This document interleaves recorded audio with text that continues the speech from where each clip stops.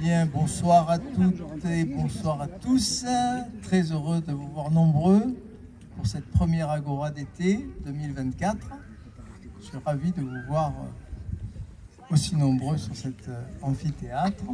Alors, quelques remerciements d'usage d'abord, bien sûr, des remerciements en premier lieu à Hélène Bill, la maire de la Garde, qui me fait confiance chaque année, à l'adjointe à la culture, Martine Blanc, et à tous ceux qui ont assuré une belle communication autour de ces soirées, c'est-à-dire Presse Agence, Var Matin et la presse municipale. Voilà, je crois que j'en ai terminé avec les remerciements d'usage. Et puis mes remerciements à ma voisine, ma chère Valérie. Alors, j'ai pas trop cherché, j'avais une Valérie l'an dernier, j'ai dit on va pas changer le casting. Donc Valérie Dufayet, vous la connaissez certainement, pendant des années, à l'époque où j'étais adjoint à la culture, elle a animé quantité de belles soirées culturelles, littéraires. C'est une intervieweuse de grande qualité, elle enseigne la philosophie à Marseille, elle a une belle association, Philoson. Elle fait philosopher les enfants, elle est professeure à l'école de journalisme. Voilà, enfin, vous l'interrogerez si vous voulez tout à l'heure pour en savoir plus sur sa belle personnalité. Donc nos soirées vont se passer comme elles se passaient l'an dernier. J'ai gardé cette formule du coaching des philosophes, ça avait apparemment donné satisfaction. L'idée, c'est que demanderiez-vous, au fond, si vous aviez le privilège aujourd'hui d'avoir Platon ou Descartes ou Nietzsche comme coach personnel. Et on va voir que ces grands philosophes du passé ont beaucoup à nous dire aujourd'hui encore. Ils ne sont pas démodés, ils ne sont pas désuets. En aucune façon, ça a toujours été ma vision de la philosophie et je n'en changerai plus, il est trop tard en tout cas. Voilà. Donc nos soirées vont se passer comme l'an dernier en trois temps. Premier temps, je répondrai aux questions de Valérie sur les stoïciens, puisqu'on démarre ce soir avec les stoïciens. Dans une semaine, ce sera l'autre Valérie, que vous connaissez, puisqu'elle m'a interviewé l'an dernier et vous l'aviez beaucoup apprécié. Et puis dans 15 jours, ça sera encore Valérie Bayard qui m'interrogera cette fois sur Nietzsche. Voilà, donc les stoïciens, Descartes et Nietzsche. Voilà le trio de philosophes ou d'écoles philosophiques qui vous attend cette année. Donc on ne va pas plus tarder, je vais laisser la parole à Valérie qui va m'interroger, qui va essayer de me pousser dans mes retranchements. Elle sait le faire. J'ai essayé, hein, j'ai trouvé des questions très pratiques. Des questions très pratiques, voilà. Donc on va démarrer cette soirée. Et puis donc ensuite, quand on aura terminé notre dialogue, elle distribuera le micro. La parole sera à vous pour des questions, des approfondissements, des contestations, toujours possibles et toujours acceptées. On est en philosophie, on n'est pas dans un débat politicien, sûrement pas. On en a suffisamment soupé en 3 semaines. Donc voilà. Et puis le troisième temps, ça sera le petit verre de l'amitié offert par mon association Les Agora 83 et on peut continuer à discuter agréablement avec un verre de rosé ou d'eau plate pour les plus sobres d'entre vous et puis on peut continuer ainsi à dialoguer agréablement entre nous. Alors, donc Valérie, c'est à toi, j'attends que tu me perturbes par tes questionnements. Eh bien écoute, c'est parti. Alors je me suis posé la question, Philippe, les Agora d'été de l'année dernière était effectivement avec le trio d'enfer Platon, Spinoza et Sigmund Freud.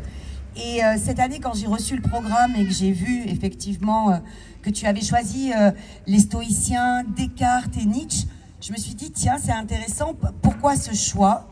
Et sur quoi tu as voulu jouer? Sur leurs ressemblances, sur leurs différences? Voilà, la question, quel lien tu as voulu poser entre ce nouveau trio que tu nous proposes dans le millésime 2024?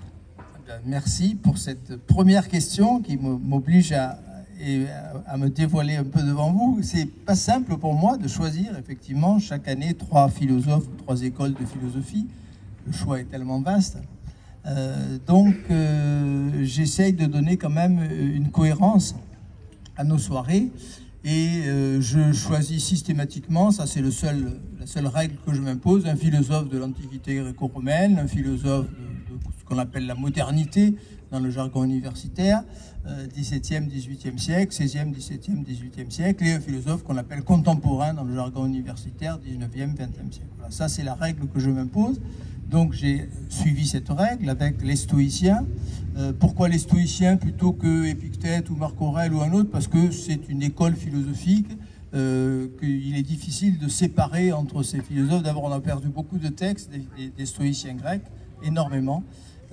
Donc les stoïciens pour commencer, et ensuite on passera donc à Descartes et à Nietzsche. Alors les liens entre ces trois philosophes, ces trois écoles.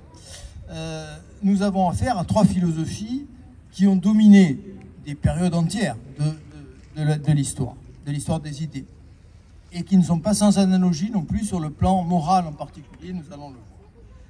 Les stoïciens ont dominé la fin de la civilisation hellénique, la Grèce antique, et toute la civilisation romaine. C'est une école qui a beaucoup duré, nous en reparlerons tout à l'heure. Descartes a dominé ce qu'on appelle la modernité, 17e, 18e et même 19e siècle. C'est le philosophe de la modernité par excellence. Et puis Nietzsche, eh bien, il a surplombé le 20e et le début du 21e siècle.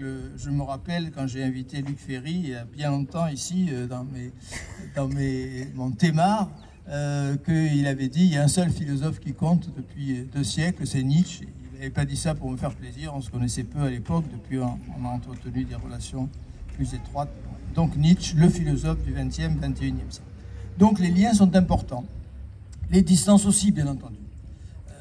Les stoïciens sont avant l'heure, nous en parlerons, des écologistes qui exigent que nous respections la nature. La nature est sacrée pour les stoïciens.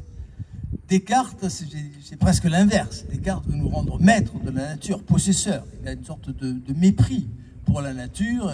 Il sacralise l'être humain avec sa raison, sa volonté, à nous de nous rendre maîtres des choses. Et Nietzsche revient en un sens au stoïcisme. Il a une grande fascination pour les stoïciens.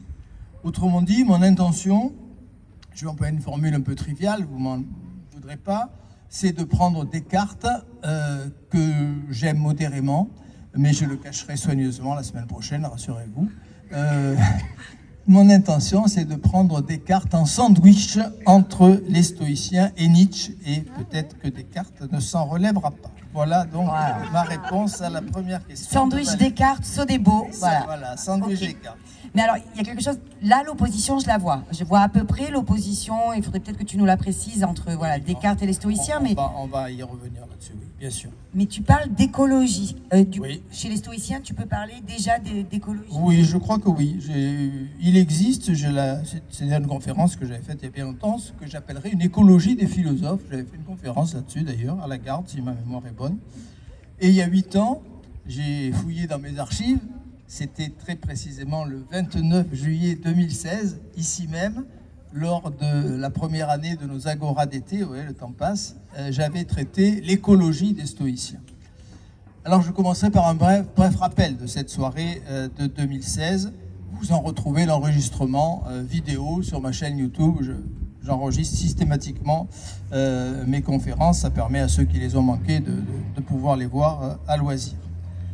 Alors il y a 2 points qui cristallisent ce que j'appellerais cette écologie stoïcienne, dont tu sembles craindre, Valérie, qu'elle relève d'un anachronisme, mais je ne crois pas que ce soit le cas. Le premier point, la sacralisation de la nature. Je reviendrai certainement tout à l'heure sur ce qu'on appelle le panthéisme stoïcien. La nature est divine, la nature c'est Dieu, et nous reviendrons bien sûr sur cette thématique majeure. Et puis, deuxième point, tout à fait fondamental, et d'ordre écologique lui aussi, le respect absolu des limites. Le rejet radical de toute hubris. Hubris, vous savez sans doute, parce que je sais que vous êtes tous des gens de grande culture, que c'est ce mot grec qui désigne la démesure. Les Grecs ont horreur de la démesure, du franchissement des limites. Ils veulent que chaque chose soit à sa place dans l'ordre de la nature. Et donc, ils ont horreur de l'hubris. Donc, les stoïciens sont profondément grecs sur ce plan-là. Peut-être plus que Platon et Aristote. C'est les plus grecs de tous les philosophes. La nature est pour eux un cosmos. Alors, cosmos, c'est un joli mot. Et là encore, je fais appel à votre grande culture. Cosmos, c'est l'univers, c'est la nature. Ça a donné cosmologie, mais ça a donné cosmétique aussi. Hein, cosmétique. Bon. les ingrédients qu'on utilise pour être un peu moins moche, hein, bon, au plus beau si on est optimiste, carrément, n'hésitons pas. Bien. Donc, la nature est un cosmos. Et contredire cet ordre ne peut être que suicidaire pour les stoïciens. L'homme doit s'inspirer de cet ordre et doit se méfier par-dessus tout de la démesure de l'hubris. Alors, un petit mot supplémentaire sur l'hubris. Je commencerai par les inscriptions qui étaient gravées sur le temple de Delphes. C'est là que Socrate a eu sa vocation philosophique. Bon. Il y avait 2 inscriptions, il y en avait 3, mais je laisse tomber la 3e. La première, c'était « Connais-toi toi-même ». Alors, Socrate a cru que c'était adressé à lui, bon, parce que Socrate est un peu dérangé quand même, reconnaissons-le. Bon. Donc, il croit que c'est les dieux qui l'interpellent. « Connais-toi, Socrate, ça, fais repli sur toi-même, essaye de comprendre ce que tu sais, que tu ne sais pas. Bon. » Mais à côté, il y avait une deuxième inscription qui éclaire complètement la première, c'était « Rien de trop ». Rien de trop. Donc, ça veut dire quoi, connais-toi toi-même? En fait, c'est transparent. Ça veut dire « Sache que tu n'es qu'un homme ». Sache que tu n'es qu'un mortel, ne franchis pas la mesure, tiens-toi à ta place. C'est exactement ce que voulait dire « connais-toi toi-même et rien de trop ». Et toute la mythologie grecque nous met en scène quantité de personnages qui sont punis terriblement parce qu'ils franchissent la mesure. Prométhée qui vole le feu aux dieux, un aigle lui dévore le foie pour l'éternité sur le Caucase, c'est pas très joyeux quand même. Icare, il veut voler, il a mis de la cire pour se coller les ailes et elles fond et il se noie dans la mer Égée. Oedipe qui veut fuir son destin et qui va tuer papa et épouser maman, c'est pas très bien, ça se fait pas. Donc toute la mythologie grecque est pleine de ces personnages qui franchissent la limite et qui sont terriblement punis. Et puis on peut citer quelqu'un qui m'est très cher, je crois que vous le savez depuis que je le répète, c'est Albert Camus. C'est lui qui m'a donné dans ma jeunesse ma vocation de philosophe. Dans L'été, dont je dis toujours que c'est son plus beau livre, je vous cite Camus dans L'été. Cette très belle phrase de Camus. Les Grecs n'ont jamais dit que la limite ne pouvait être franchie. Ils ont dit qu'elle existait et que celui-là était frappé sans merci qui osait la dépasser. Rien dans l'histoire d'aujourd'hui ne peut les contredire, écrit le grand Albert Camus. Or, depuis Descartes, on a complètement oublié cette idée de limite, de mesure. C'est l'idée de maîtrise qui s'est imposée. L'idée de maîtrise a remplacé l'idée de sacralité. La nature, elle est pour nous, c'est une terre vierge, c'est à nous de la conquérir, de la maîtriser. Nous en reparlerons la semaine prochaine avec le coaching de Descartes. Et il est frappant de constater que la démesure est devenue la règle. On pense aux désastres, bien sûr, engendrés par certaines de nos technologies. Inutile de les énumérer, chacun les a en tête. Les multiples désastres engendrés parce que nous avons franchi la limite, parce que nous nous sommes lancés dans des entreprises un peu folles. Et cette démesure, elle a amené nos contemporains à se méfier du volontarisme cartésien. Mais là, j'anticipe sur ce que nous verrons la semaine prochaine. Et donc, cette méfiance à l'égard d'un excès de science et de technique redonne un nouveau souffle à l'ensemble de la philosophie grecque, mais peut-être plus particulièrement à la pensée stoïcienne. Donc je pense que cette pensée stoïcienne, ma chère Valérie, elle est éminemment contemporaine et éminemment écologique. Voilà. Alors je sais que tu n'es pas très histoire de la philosophie. C'est exact. Tu dis souvent que tu es un philosophe du moment présent. On se connaît bien. Mais effectivement, je crois que c'est peut-être important pour tout le monde, Philippe, que tu nous replaces. Là, tu dis sacralisation de la nature, la présence des limites, cette cosmologie, donc cette vision globale d'un tout dans lequel nous sommes inclus. Et peut-être, si tu veux bien, nous reprendre au moins les éléments fondamentaux par rapport au stoïcisme, parce que là, on voit les 3 grands phares, mais peut-être les relier entre eux, si tu veux bien. C'est parce que c'est toi, Valérie. Ah, merci. C'est bien parce que c'est toi. J'ai enfin donc un brin d'histoire de la philosophie, exceptionnellement. Situons les choses dans le temps. L'école stoïcienne, on l'appelle parfois l'école du portique. Hein, portique, c'est pourquoi? Parce que portique, ça se dit stoa en grec. C'est le mot grec qui veut dire un portique. Et que la première école stoïcienne s'était construite près d'un monument qui était un portique, comme l'académie de Platon, c'était le jardin d'Académos, comme le lycée de Platon, d'Aristote, etc. Bien. Donc, c'est de là que vient le mot stoïcien, du mot stoa.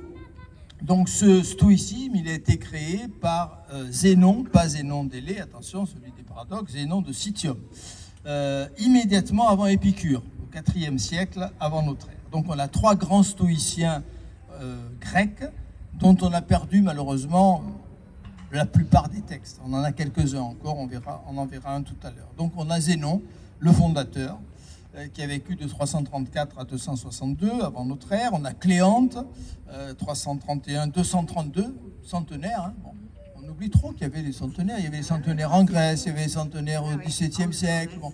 En fait, si la durée de vie de l'humain a augmenté, c'est parce que la mortalité infantile a disparu. Ou parce qu'ils étaient philosophes. Ou parce qu'ils étaient philosophes. Mais les centenaires, il y en a toujours eu. Hein. Il faut insister là-dessus. Et puis le troisième, c'est Chrysippe. Chrysippe, 281, 200, 206 avant notre ère. Et puis ensuite, on a Rome, parce que ce stoïcisme, il a perduré pendant des siècles et des siècles. On a un moyen stoïcisme, bon là, je vous donne deux noms, Panétus et Posidonius, mais oubliez-les aussitôt, sauf si vous allez dans une émission télévisée. Trois noms, par contre, qui sont importants. Sénèque qui a été exilé en Corse, vous avez la tour de Sénèque dans le Cap Corse, certains d'entre vous la connaissent peut-être. Ensuite, on a Épictète, 55-135, Épictète qui était un esclave de Néron, qui a été affranchi. Et puis Marc Aurèle, 121-180, qui est le plus connu peut-être. Donc ce duo Épictète-Marc Aurèle est frappant, hein, montre à quel point le stoïcisme a pénétré toutes les couches de la société. Vous avez un esclave affranchi, Épictète, vous avez un empereur, Marc Aurèle, ils sont stoïciens tous les deux, ils nous ont laissé tous les deux de très beaux textes. Donc de toutes les écoles de philosophie de l'Antiquité, c'est celle qui a eu la vie la plus longue, le stoïcisme. 5 siècles séparent Zénon de Citium, le fondateur, et Marc Aurèle, ouais, au second siècle. Donc le stoïcisme, c'est en Grèce un courant philosophique qui apparaît à l'époque de l'effondrement de la civilisation athénienne, de la grande civilisation hellénique. Et puis à Rome, c'est un peu pareil, c'est une école qui atteint son sommet. À quel moment? Quand l'Empire romain commence son déclin. Hein, et Marc Aurèle est exemplaire là-dessus. Les barbares sont aux portes. Vous avez peut-être vu des films qui donnaient une belle image de ce Marc Aurèle. Donc il existe des analogies très frappantes entre ces époques de déclin et peut-être notre époque, dont certains pensent, je ne vous dirai pas mon idée à ce sujet, je veux faire de peine à personne, dont certains pensent qu'elle est aussi une époque d'effondrement et de déclin. On en parlera éventuellement. Bien. Donc je m'appuierai sur 3 coachs principaux ce soir. Chrysippe, en concernant les Grecs, parce que de Cléante et de Zénon, on a plus grande chose. Et puis Épictète et Marc Aurèle, qui sont incontournables, qui nous ont laissé de très beaux textes. Mais justement, Philippe, tu dis que effectivement, c'est troublant cette idée qu'à chaque fois qu'il y a une période de déclin qu'il soit grec, romain ou peut-être occidental et actuel, on a cette question d'un coaching, d'une nécessité d'avoir des clés pour vivre.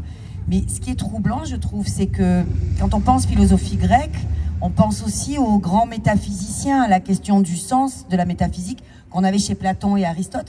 Et on a l'impression que progressivement, on perd ce rapport à la métaphysique. Est-ce qu'il y a eu une évolution de ce genre, Philippe? Est-ce qu'on s'est libéré en quelque sorte vers un art de vivre sans métaphysique?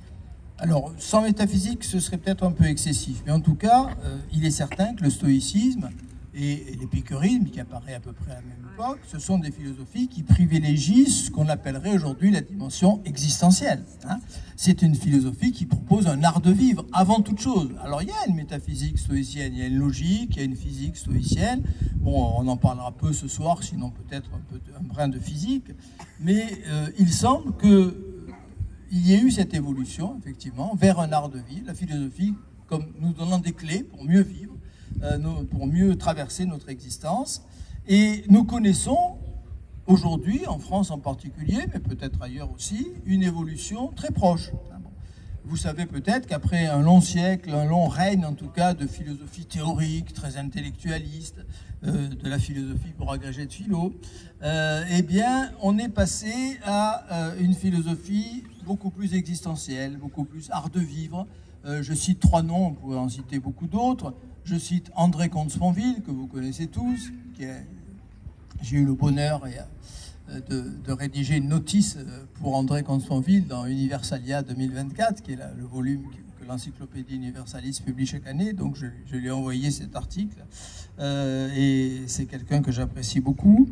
Il y a eu quelqu'un que vous connaissez peut-être un peu moins parce qu'il est plutôt connu des spécialistes, qui est Pierre Hadot, mais qui a eu beaucoup d'influence sur ses contemporains. La philosophie comme manière de vivre, c'est un très bon philosophe. Et puis on a un franco-anglais qui s'appelle Alain de Botton, qui a été un précurseur dans ce genre, qui a écrit Consolation de la philosophie, qui dit qu'est-ce que Platon, Aristote, Épicure en quoi pourrait-il nous aider à mieux vivre, à mieux supporter les difficultés de l'existence. Alors ce retour à la philosophie considérée comme art de vivre, elle redonne évidemment toute son actualité au stoïcisme. Oui, mais regarde, on dit amour platonique, on dit carpe diem, on l'entend, on achète des t-shirts, des objets de décoration d'art de vivre avec carpe diem. J'ai l'impression que stoïque, c'est un peu pareil. Quand on dit que quelqu'un est stoïque, c'est plutôt négatif. C'est quelqu'un de froid, c'est quelqu'un de droit, de distant.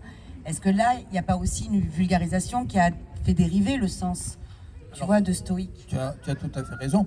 Il faut se méfier comme de la peste des adjectifs en philosophie, qui sont presque toujours des trahisons. Amour platonique, lisez le banquet de Platon. J'espère pas choquer personne.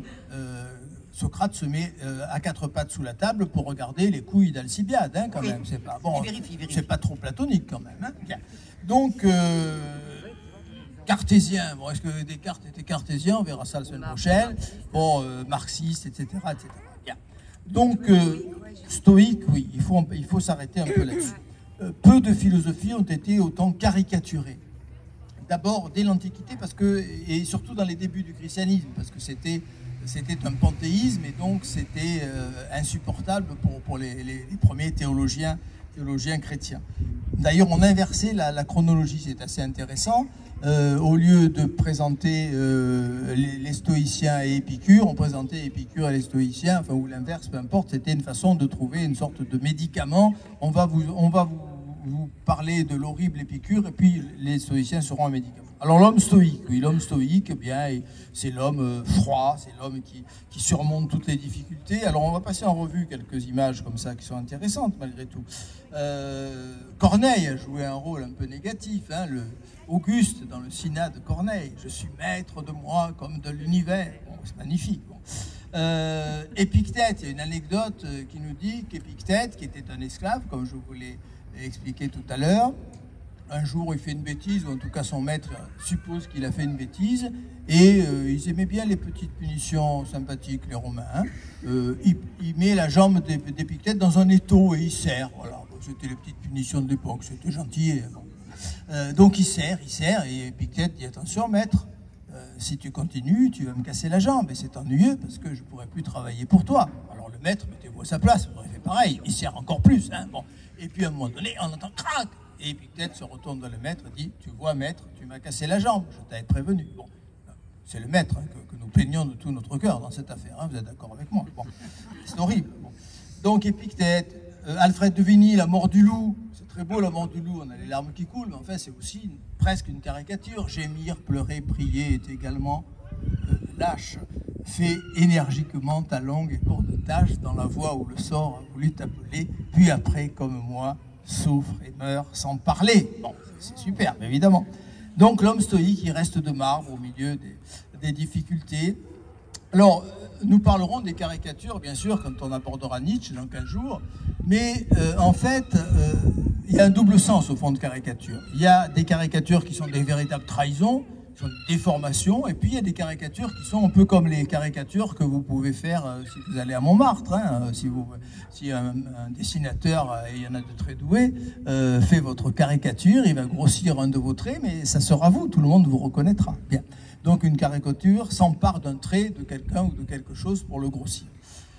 Donc là, on a une caricature, effectivement. On ne peut pas dire que c'est une trahison totale par rapport au stoïcisme, mais il y a bien l'idée de choses indifférentes. C'est le mot grec, c'est adiaphora. Il y a des choses indifférentes auxquelles on ne doit pas faire attention. Il y a une indifférence stoïcienne, donc ça, c'est pas inexact. Mais le stoïcisme, donc un art de la distance. Mais nous allons voir dans la suite de nos échanges que le véritable stoïcisme est infiniment plus subtil que ces images, ces simplifications qui sont très abusives, me semble-t-il. Tu parles, Philippe, du pouvoir, et effectivement, on voit bien la relation entre le maître et l'esclave avec Épictète, et cette idée que le stoïcisme, c'est c'est pas une image d'Épinal que de dire qu'effectivement il ne faut pas tenter de s'approprier un pouvoir qui n'est pas le sien ou de tenter de rentrer dans ce rapport de force. Mais il y a quand même une image dont tu parles pas, c'est le fatalisme, parce que c'est aussi ça le stoïcisme. Qu'est-ce que tu vois, ce fatalisme, il est quand même prégnant dans leur philosophie, non? Alors, effectivement, il a été lui aussi caricaturé. Mais je veux lui réserver un sort un peu à part, tellement la chose est importante. Donc, merci de me permettre d'y venir maintenant. Est-ce que le stoïcisme est fataliste? Bon, il n'est pas fataliste au sens banal du terme. Bon, le fatalisme, c'est l'idée que tout est écrit, de toute façon, quoi qu'on fasse, les choses doivent arriver et elles arrivent. Bien. Et on doit à Leibniz, au XVIIe siècle, qui est un philosophe plus que respectable, d'avoir fait dans ses essais de Théodicée une très belle distinction. Il distingue, je le cite, le fatum mahometanum, donc tout le monde aura compris de quoi il s'agit, c'est ce qu'on appellerait aujourd'hui le fatalisme musulman, du fatum stoicum. Bon. Et que nous dit le grand Leibniz? Il nous dit ce sont deux doctrines éminemment opposées l'une à l'autre. Le fatum mahometanum, c'est l'idée que tout est écrit au départ par Dieu, tout est prévu, et donc si Allah, puisque c'est son nom, a décidé que vous deviez mourir tel jour à telle heure, eh bien vous pouvez faire n'importe quoi, vous allez mourir tel jour à telle heure, ou que vous allez être victime d'un accident de voiture, il va vous arriver un accident de voiture, même si vous restez dans votre salon, ce qui est quand même un peu problématique, parce que il y a rarement de compte rendu d'accidents de voiture dans les salons, hein, j'en ai pas vu beaucoup. Bon. Donc c'est un peu magique ça quand même, le fatum mahometanum. Tandis que le fatum stoicum, c'est autre chose, c'est la nécessité. C'est l'idée qu'il y a des causes, des causes qui se succèdent depuis le début de l'univers. En fait, il n'y a pas de début, mais on en reparlera tout à l'heure. Donc il y a des causes, un nexus causarum, c'est l'expression latine, un nœud des causes. Les causes s'enchaînent, elles se suivent, les causes et les effets sont des causes, etc., etc. Bien. Et donc, il y a effectivement quelque chose qui doit arriver à un moment donné, auquel il est difficile d'échapper. Mais d'une part, et c'est très important, nous ne sommes pas sans pouvoir, parce que nous avons le pouvoir au niveau de la représentation. Nous allons y venir dans un instant. On a un pouvoir qui est difficile, c'est vrai, qui est le fruit d'un travail, hein, un travail difficile sur soi-même, mais nous pouvons travailler sur nos représentations. On a cette idée, certains l'ont rapproché du bouddhisme, et peut-être qu'il y a eu à l'époque des relations entre la Grèce et l'Orient, c'est même très probable. Il y a un aspect bouddhiste dans le stoïcisme qui est presque évident. Donc l'idée qu'on doit travailler non pas tellement sur les événements qui nous échappent en grande mesure, mais sur la façon dont nous les ressentons, dont nous les imaginons. C'est ça qui nous trouble beaucoup. Et d'autre part, nous devons différencier, et on aura la même problématique avec Nietzsche, deux choses très différentes, l'acquiescement au passé et l'acquiescement à l'avenir. L'acquiescement au passé, je ne vois pas comment on peut faire autrement que de dire oui à ce qui s'est passé. Si l'un d'entre vous a les moyens de corriger quelque chose qui a eu lieu il y a une semaine, venez me voir tout à l'heure. Hein. Je vous en supplie, ne gardez pas ça pour vous. Bon. Le passé est immodifiable. Bien. Mais l'avenir, je l'ignore. Et donc, on a une magnifique réponse de Chrysippe. Alors Chrysippe, c'est sans doute le plus grand des trois stoïciens grecs. Et il y avait un adage, une formule qui était répétée par les Grecs, sans Chrysippe, pas de portique. Sans Chrysippe, pas de portique. Ça veut dire que les stoïciens avaient subi des attaques très violentes de la part des disciples de Platon, des académiciens, et c'est Chrysippe qui a sauvé le stoïcisme en répondant magnifiquement. Alors je vais vous présenter l'argument, la réponse à ce qu'on appelle l'argument paresseux. L'argument paresseux qui résume la caricature du fatalisme. Les stoïciens subissaient l'attaque suivante. Bon, ben alors, vous êtes malade, ben, c'est pas la peine d'appeler le médecin, puisque de toute façon tout est écrit, donc n'appelez pas le médecin. Hein, bon, voilà, ça serait du fatum mahometanum, ça. Bon. Et Chrysippe répond, mais vous ne savez pas du tout, vous ignorez l'avenir. Donc vous êtes malade. Vous êtes devant 4 séquences possibles, et vous ignorez complètement laquelle de ces 4 séquences va se produire. Vous êtes malade. Vous appelez le médecin, vous guérissez. Deuxième séquence, vous êtes malade, vous appelez le médecin, vous mourrez, parce que ça arrive. Les médecins ne sont pas tout puissants, ils font ce qu'ils peuvent. Troisième Schéma, vous êtes malade, vous appelez pas le médecin, vous guérissez quand même, ça arrive aussi. Et quatrième séquence, vous êtes malade, vous appelez pas le médecin, vous mourrez. Mais laquelle des séquences va se produire? Vous l'ignorez. Une fois que la séquence sera produite, au bout de 15 jours, 1 mois ou 6 mois, vous saurez laquelle des séquences fait partie de la nécessité. Mais comme à l'instant T, vous l'ignorez, l'idée que le fatalisme nous rendrait paresseux, impuissants et qu'il faudrait attendre que les choses passent en regardant la bouche ouverte, c'est une idée absurde. Donc, Chrysippe a gagné la partie avec cette réponse magnifique à l'argument paresseux. Est-ce que tu me permets de lire le texte de Chrysippe ou tu veux que... Oui, parce qu'on avait retravaillé il y a quelques temps que tu l'avais envoyé. L'hymne de Cléante. Sachant qu'on se retrouvait ce soir. Oui, non, on va y venir plus tard. Tu veux venir plus tard? On va y venir plus tard. Non, alors, j'ai juste une question. Je te ferai lire l'Épictète dans 5 minutes. J'ai une question par rapport à ce que tu disais là, justement sur le Fatoum Mahomet, le Fatoum stoïcien. C'est comme si, Philippe, j'ai l'impression, on était coincé entre la magie et on n'a rien à faire. Et en même temps, la nécessité, tu parles de nécessité, et on a l'impression qu'il y a une logique inéluctable. Alors, qu'est-ce qu'il en est de notre pouvoir? Tu vois, comment tu peux nous montrer ce véritable pouvoir qu'on a? C'est la grande question. Voilà. C'est la grande question, et ça va amener Épictète dans un texte célébrissime, qui est un des plus beaux et des plus grands textes du stoïcisme, que tu nous feras le plaisir de lire dans quelques instants, d'opérer une distinction absolument majeure. Bien. Alors, quel est notre pouvoir? Nous n'avons pas grand pouvoir sur ce qui se passe en dehors de nous, sur les événements. Il y a des événements collectifs, il y a des événements biologiques, il y a toute la trame des événements sur lesquels finalement on ne peut pas grand-chose. Mais nous avons un pouvoir considérable sur nos représentations. C'est-à-dire, je dirais, c'est double la représentation. C'est ce que les psys appellent aujourd'hui le ressenti. J'ai un pouvoir sur la façon dont je ressens ce qui m'arrive, et j'ai un pouvoir sur la façon dont je me représente mentalement ce qui m'arrive. Et représentation, alors ça c'est très intéressant, il y a 2 mots grecs pour dire représentation, utilisés par les stoïciens. Il y a le mot fantasia, et fantasia, ça a donné fantaisie, ça veut dire que c'est effectivement, nous créons des images, nous sommes un peu des créateurs d'images, et ça c'est notre liberté. Donc à nous de créer des images positives, des images qui ne sont pas douloureuses, qui ne sont pas perturbantes, et ça c'est notre responsabilité, mais ça demande un travail, bien entendu. Et le deuxième mot, très proche, c'est fantastica. Alors c'est très intéressant. Fantastica, c'est la représentation maladive, fantastique, déréglée. Donc souvent, nous faisons des représentations déréglées, elles se produisent un peu sans nous, enfin en nous, sans nous, malgré nous.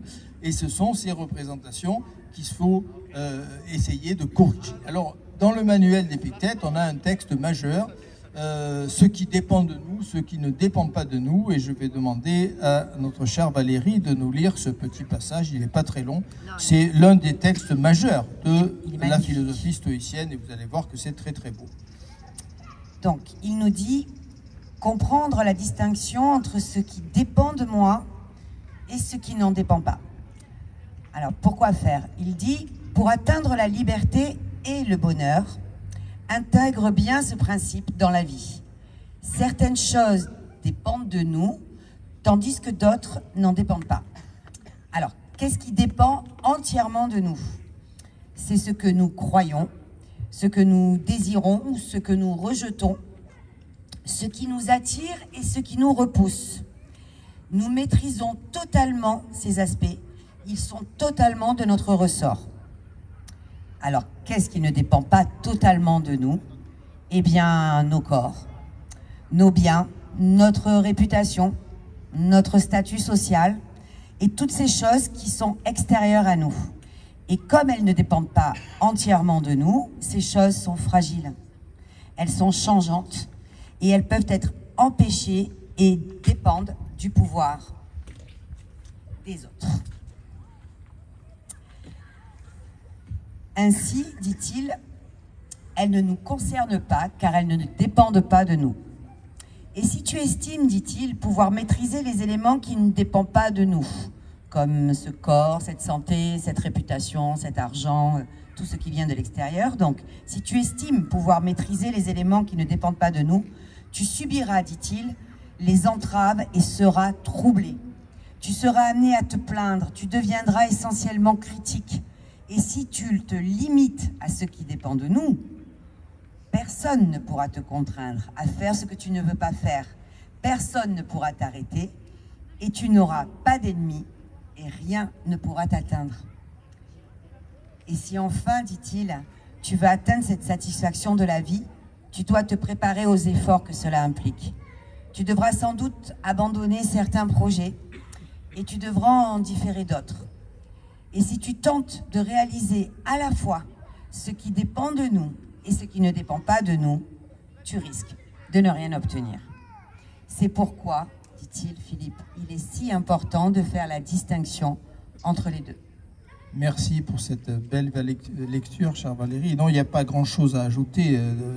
C'est un bonheur de lire le manuel d'Épictète, les pensées de Marc Aurèle. On pense aujourd'hui à quelqu'un comme Comte Sponville. Ce sont des philosophes qui écrivent de façon limpide, sans jargon, qui écrivent pour être compris, qui écrivent pour agir sur leurs semblables, dans le bon sens du terme. Et là, on a un texte qui est superbe. Ne gaspillons pas notre énergie, au fond, c'est ça que nous dit. Il y a beaucoup de réflexions, aussi bien au niveau physique que psychologique. C'est une grande philosophie de l'énergie. Je redirai sans doute quelques mots tout à l'heure, le stoïcisme. Elle est très actuelle pour cela.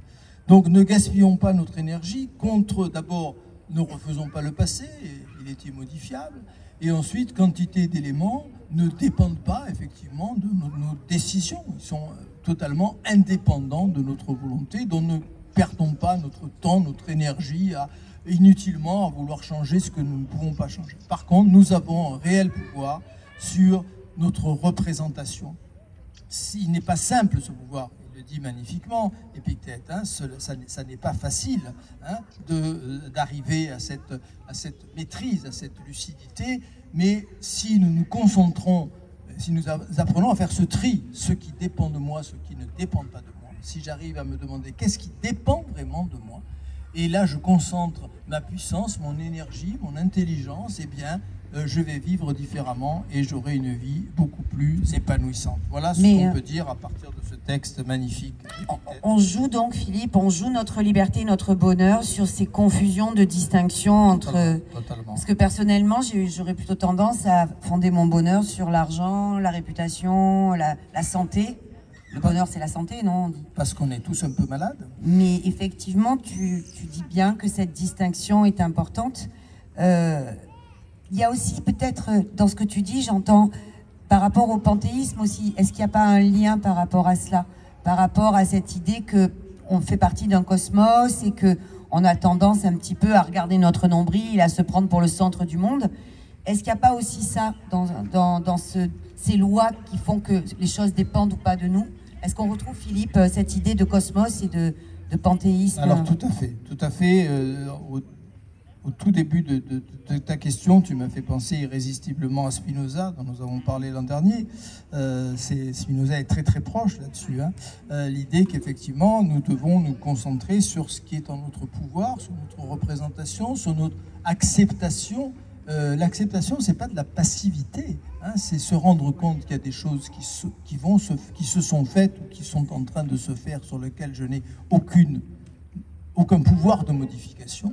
Et que par contre, j'ai cette puissance, ce pouvoir, cette énergie, et je dois me faire aussi à l'idée, et ça c'est plus difficile à accepter évidemment, parce qu'on est passé par 2 millénaires de christianisme et d'idée qu'il y a quelque chose qui est le mal au fond dans le monde, le mal avec un grand M, et nous avons du mal effectivement à écarter cette idée qui n'a sans doute pas entraîné que des catastrophes dans ce monde. C'est une idée qui peut-être a eu son utilité ou son heure de gloire, osons-je dire, mais on a de grands philosophes, et ce sont ceux qui me sont le plus chers, les stoïciens, Spinoza, Nietzsche, qui nous amènent à accepter la réalité avec l'idée que peut-être que ce monde est parfait.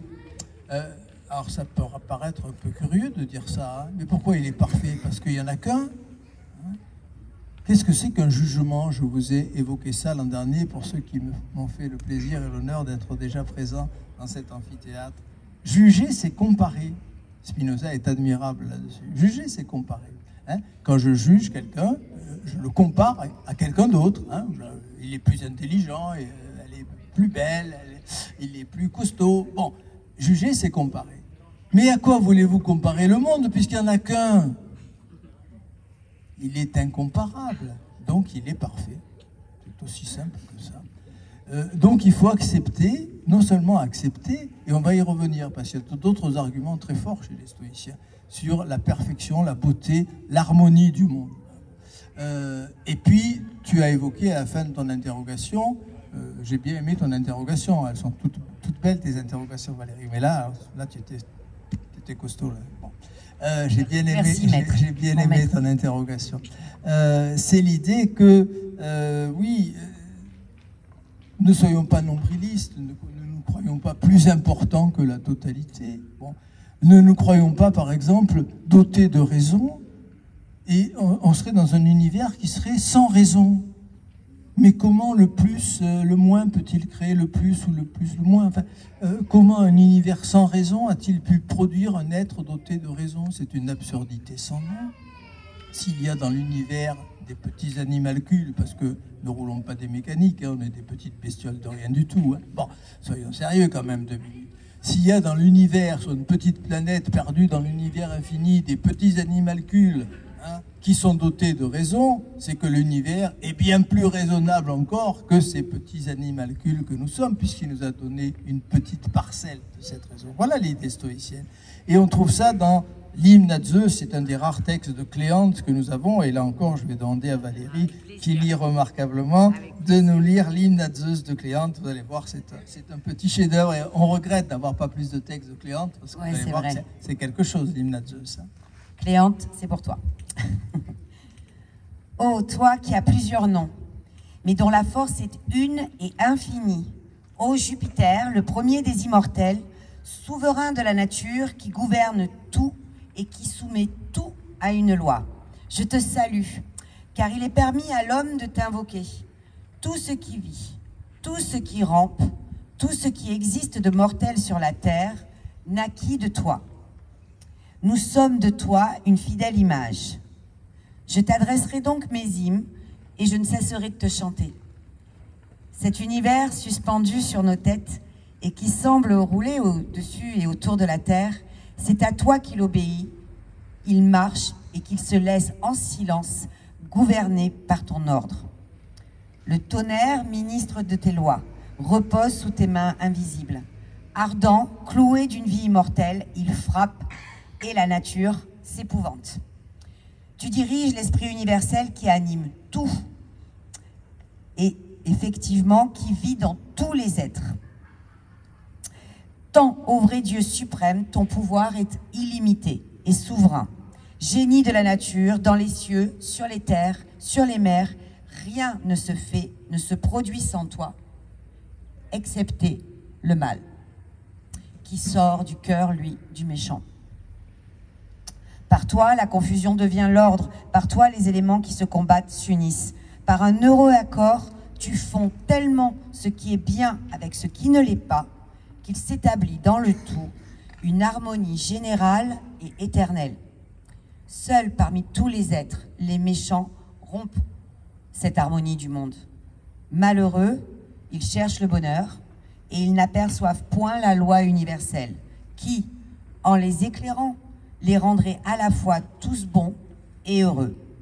Mais non, tous, s'écartant du beau et du juste, se précipitent chacun vers l'objet qui les attire.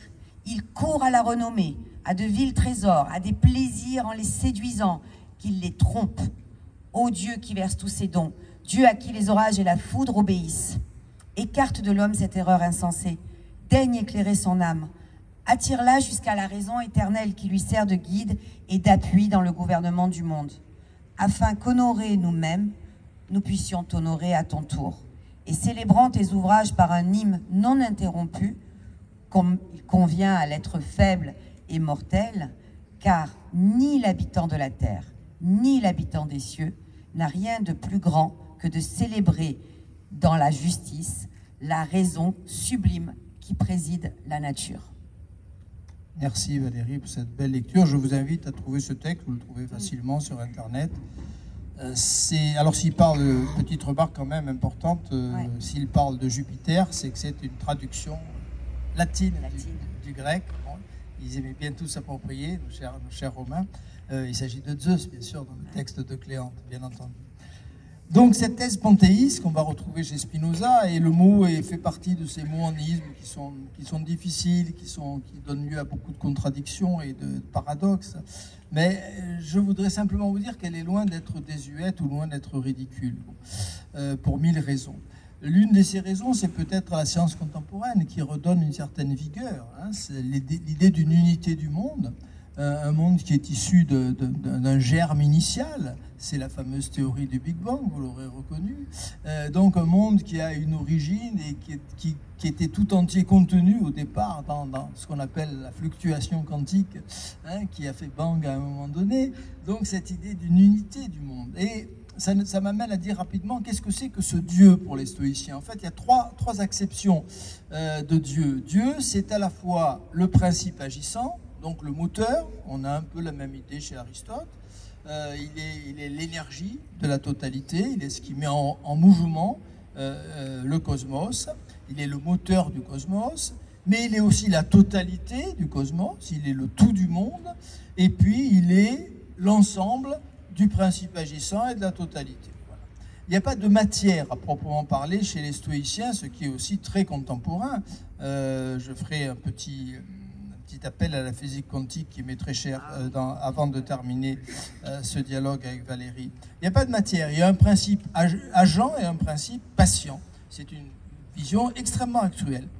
Alors il y a un joli nom pour désigner le principe agent, il y a une sorte de fluide générateur qui traverse le cosmos, et les stoïciens appellent ça le logos spermatikos. Alors c'est pas la peine de traduire, tout le monde aura reconnu. Hein, donc un principe spermatique, un principe d'engendrement, une énergie qui fait apparaître les choses, et cette énergie, elle est raisonnable, elle est raison. Et dans cette totalité, autre élément très important, il faudrait bien sûr y insister davantage, il n'y a que des individus. On retrouve ici la thèse qui vient d'Aristote, les généralités n'existent pas, l'homme avec un grand H n'existe pas, d'ailleurs vous ne l'avez jamais rencontré, ou alors si c'est le cas, venez me le faire savoir à la fin de cette agora. Il n'y a que des individus, moi j'existe, toi tu existes, l'homme n'existe pas, c'est une invention de l'esprit bien entendu. Et on a donc une grande philosophie de l'individu. Au fond, les stoïciens ont inventé l'individualité telle que nous la concevons d'une certaine manière aujourd'hui. C'est eux qui ont forgé cette notion. Et qu'est-ce qui permet à un individu de rester le même individu malgré les modifications il change, tout au long de sa vie nous changeons. Eh bien, c'est l'idée qu'il a un tonos, hein, une sorte de tension intérieure, de force, d'énergie qui le maintient dans l'unité malgré toutes les modifications qu'il peut subir. Donc on a là une très très belle idée de la nature et de l'individu qu'on peut appeler panthéisme, même s'il faut se méfier des généralités et des mots en i. Philippe, sur ce logos spermatikos, on comprend bien qu'il y a quelque chose qui s'engendre dans l'ordre qui est beau et bon et qui nous rend heureux. Et j'ai bien entendu, on a bien entendu tous le rapport que tu as souligné aussi avec malheureux et en quelque sorte désordonné, hein, qui rompt l'ordre des choses. Est-ce que tu peux nous en dire un peu plus par rapport à cette tension dont tu parles des individus pour être justement en accord avec les choses? Il parle de sympathie universelle, c'est ça? Tout à fait. Tu peux développer peut-être pour qu'on puisse avoir 2-3 clés pour s'accorder au monde? Très important cette idée de sympathie. Donc l'univers étant un, tout se tient, tout est lié. C'est pour ça qu'on peut évoquer, je le ferai peut-être dans un instant, la physique quantique. Il y a effectivement cette idée de sympathie universelle. Bon, qu'est-ce que ça veut dire la sympathie universelle? Ça veut dire que le monde, le cosmos, forme un tout continu, un tout dans lequel chaque élément est lié à la totalité, résonne avec la totalité, vibre avec la totalité. Donc on a vraiment une physique extraordinaire, la physique stoïcienne, et je vous invite à la parcourir. Elle est tout à fait prodigieuse. Elle est énormément en avance sur son époque. Alors vous avez une belle image qui nous vient non pas d'un grec, enfin si c'était un grec qui a été naturalisé romain, qui est devenu romain, c'est Plutarque, qui a écrit la vie des hommes illustres, qui nous a laissé de beaux textes. Et cette image qui vient de Plutarque, est-ce qu'il l'a inventée, est-ce qu'il l'a récupérée dans des écrits stoïciens, c'est difficile à dire, c'est l'image de la goutte de vin jetée dans la mer. Vous jetez une goutte de vin, vous voyez, Plutarque est sympathique, il ne faut pas jeter une bouteille, ce serait du gâchis. Tout à l'heure, on aura des verres de vin, une goutte de vin. Bon, vous jetez une goutte de vin dans la mer Égée. Eh bien, cette goutte de vin, elle va se mêler à toute l'eau de la mer Égée, ça mettra un certain temps, évidemment, avec les vagues, avec le vent. Et puis, elle va se mêler à toute l'eau de la Méditerranée. Bien sûr, ça sera à dose infinitésimale, dirions-nous aujourd'hui. Et puis, parce qu'ils connaissaient déjà l'Atlantique, les Romains, elle va aller de la Méditerranée vers l'Atlantique et elle va se mêler à l'eau de l'océan Atlantique. Et puis, comme ils ne savaient pas qu'il y avait d'autres océans, on peut généraliser et aller plus loin que plus tard, elle va se mêler à toute l'eau de la planète. Donc, une goutte de vin jetée dans la mer, elle va se mêler à toute l'eau de la planète et on aura un résidu infinitésimal de cette goutte d'eau dans la totalité. Donc c'est ça la sympathie, c'est tout est lié. Il y a 3 mots intéressants, je les parcours rapidement, pour dire cette sympathie. Il y a le mot sympatheia. Alors sympatheia, ça vient de pathos, pathène, qui veut dire subir, ça veut dire on raisonne, on subit ensemble des émotions, des événements. Donc rien n'arrive dans l'univers qui n'affecte d'une certaine manière. C'est pour ça que je parle de physique quantique. Vous connaissez le principe d'inséparabilité en physique quantique, le principe d'intrication, qui était, je le résume en deux secondes, mais on en reparlera tout à l'heure si ça vous intéresse. Je suis un grand passionné de tout ça. Qu'est-ce que c'est l'intrication? Ça veut dire une particule qui a été cassée en deux. J'emploie un jargon très simplificateur. Eh bien, si on envoie les deux moitiés de cette particule aux deux bouts de l'univers, quand vous agissez à l'instant T sur la moitié de particule qui est là devant vous, vous agissez en même temps, c'est pas la vitesse de la lumière, c'est instantanément. Vous agissez instantanément sur la particule intriquée qui est à l'autre bout de l'univers. Donc, elles cohabitent, elles coexistent, elles sont intriquées l'une avec l'autre. Voilà. Eh bien, cette idée, elle est chez le stoïcisme. Elle est dans la physique stoïcienne, cette idée d'intrication. Tout se tient, tout est lié, tout interagit. Donc, il n'y a rien d'indépendant. C'est pour ça qu'il ne faut surtout pas nous prendre pour le nombril du monde et pour des êtres. Nous sommes liés. Et je vous montrerai ça avec Nietzsche, qui est un philosophe du lien par excellence. Mais on avait vu la même chose l'an dernier avec Spinoza. Vous comprenez peut-être pourquoi je choisis les Spinoza, les stoïciens, Nietzsche. Ce n'est pas tout à fait par hasard, mais j'ai le droit aussi de me faire un peu plaisir. Non, vous êtes d'accord avec moi, Bon, bien. Parce que je pense naïvement qu'en me faisant plaisir, je vous fais un peu plaisir à vous aussi. Bien. On parle bien que de ce qu'on aime. Donc la sympathie se dit sympatheia, elle se dit aussi supnoia. Noia, ça vient de nous, l'esprit, ça veut dire qu'il y a une sorte d'esprit du monde, d'esprit universel, ce logos spermatikos qui pénètre l'univers tout entier. Et donc nous avons une parcelle de ce feu, on parlera du feu dans quelques instants. Et puis on dit aussi syntonia, donc tonia c'est le fameux tonos dont j'ai parlé tout à l'heure, la tension interne. Donc notre tension, elle est liée à la tension de tous les êtres de l'univers et à la tension de l'univers lui-même en totalité, puisqu'encore une fois, cet univers, il est d'une certaine manière indivisible et les individus sont des expressions de cette totalité. Il y a un nœud sacré, c'est une expression stoïcienne, un nœud sacré qui relie toutes les choses et se croire séparé, entité séparée de cette totalité, c'est l'erreur. Autrement dit, on a comme chez Spinoza cette très belle idée que le mal, c'est l'ignorance. Le mal, c'est l'ignorance. Nos malheurs ne viennent que de l'ignorance, que de la méconnaissance, que de l'ignorance du cosmos, que de l'ignorance du nœud des causes. Alors bien sûr, je l'admets facilement, et comment ne pas l'admettre devant vous, le problème du mal est un problème difficile pour les panthéistes. Dire que l'univers c'est Dieu et que Dieu contient Auschwitz, je reconnais que c'est quand même un peu difficile à digérer. Bien. Mais en même temps, quand on pénètre dans ces philosophies du stoïcien, de Spinoza, de Nietzsche, on comprend finalement que le mal est peut-être effectivement, d'une part, une sorte de mauvaise perception, et d'autre part, peut-être nécessaire. On retrouvera chez Leibniz, qui a parlé du fatalisme, on en a vu tout à l'heure.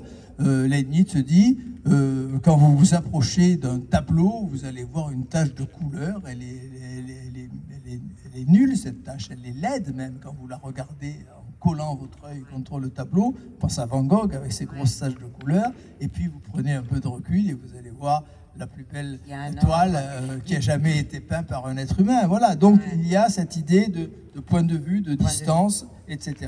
Bien. Mais, je crois que c'est là que nous en sommes. Et ça, justement, Philippe, tu parlais de l'eau, s'ignorer, être par exemple cette goutte de vin qui va perturber l'ordre des choses, le nombre de fois où on croit qu'on agit par nous-mêmes, pour nous-mêmes, qu'on n'a aucune conséquence sur les autres. Je trouve que c'est passionnant ce que tu dis sur la physique et le lien que tu as déjà fait dans ton livre aussi sur le Big Bang et sur la physique actuelle. Mais est-ce que ça n'a pas aussi des conséquences en politique? Parce qu'on est aussi dans un tout, enfin, on l'a vu particulièrement ces derniers jours, se croire isolé et se croire pouvoir agir sans ce tout. Il y a quelque chose chez les stoïciens, non, aussi, alors, par rapport tu as tout à fait raison. Cette notion de citoyenneté. Tout à fait raison. Tu as tout à fait raison. Les stoïciens sont aussi au point de départ d'une certaine conception de l'humain qui est la nôtre, enfin en tout cas celle de beaucoup d'entre nous, et on peut s'en réjouir, cette idée que nous sommes des citoyens du monde. Hein, nous sommes des citoyens du monde. Ça, c'est une idée stoïcienne. C'est les stoïciens qui inventent de toutes pièces cette idée. Bon, les Grecs étaient citoyens de la cité, et les Romains étaient citoyens de l'Empire. Non, les stoïciens disent nous sommes d'abord citoyens du monde. Alors je vous cite Cicéron ici. Cicéron n'est pas un stoïcien au sens strict, mais il aime beaucoup le stoïcisme. Il a écrit de très beaux textes, en particulier, on a parlé de fatalisme ce soir, le De Fato, hein, à propos du fatum, à propos du fatalisme, qui est un très beau texte de Cicéron. Je vous cite Cicéron. Si la pensée nous est commune, la raison qui fait de nous des êtres raisonnables nous est également commune. Par conséquent, la loi aussi nous est commune. Et s'il en est ainsi, nous sommes des citoyens. Donc nous avons part à un gouvernement, et par conséquent le monde est comme une cité, car à quel autre gouvernement pourrait-on dire que tout le genre humain à part? Voilà cette belle idée stoïcienne. Nous sommes des habitants du cosmos dans sa totalité, mais nous appartenons à la grande famille humaine, nous sommes citoyens du monde, et on peut dire, puisqu'on a parlé d'écologie tout à l'heure, il est illusoire, selon moi, mais je peux me tromper bien sûr, mais j'ai toujours considéré qu'il est illusoire de penser qu'on réglera les questions écologiques tant qu'on n'aura pas réglé la question du rapport entre les hommes. Il n'y a aucun espoir de régler, on ne réglera pas l'écologie à part, comme si c'était un sous-segment de la politique générale. Il n'y a pas d'harmonie avec la nature s'il n'y a pas d'harmonie entre les hommes. Donc cette idée, elle est éminemment stoïcienne et j'aime bien cette idée de citoyen du monde. Mais ce qui est quand même fou dans ce que tu dis, Philippe, on se dit, on parle de l'Antiquité, des stoïciens et de cette idée effectivement d'un ordre des choses que l'on vient troubler et qui nous dérègle au même temps qu'on le dérègle lui, en quelque sorte. Enfin, on en parlera peut-être dans la rencontre avec vous tous tout à l'heure, hein, sur cette idée de, effectivement, qu'on va vers des catégories, des genres, des communautés. Et j'ai l'impression que plus on se restreint à des petits groupes, plus on se fait du mal tous. Donc c'est vrai qu'elle est importante et je te remercie d'avoir clarifié sur ce cosmopolitisme. On est dans des philosophies du lien. Incroyable, oui, parce que c'est vraiment, je pense, ce qui nous fait souffrir en ce moment et ce qu'on recherche, c'est qu'on se sépare les uns des autres de plus en plus. Mais alors du coup, est-ce qu'il n'y aurait pas, je sais que tu m'as donné l'amour de Nietzsche, tu fais partie, voilà, de ceux qui m'ont appris à lire Nietzsche, et je ne sais pas, j'ai l'impression qu'on retrouve aussi un peu cette idée du retour éternel, non? Complètement, complètement. Un petit mot sur une expression que tu viens d'utiliser, qui est l'idée de séparation. J'aime bien l'étymologie parce que j'ai toujours considéré que la langue dit beaucoup de choses, des choses que nous entendons sans les entendre tout à fait.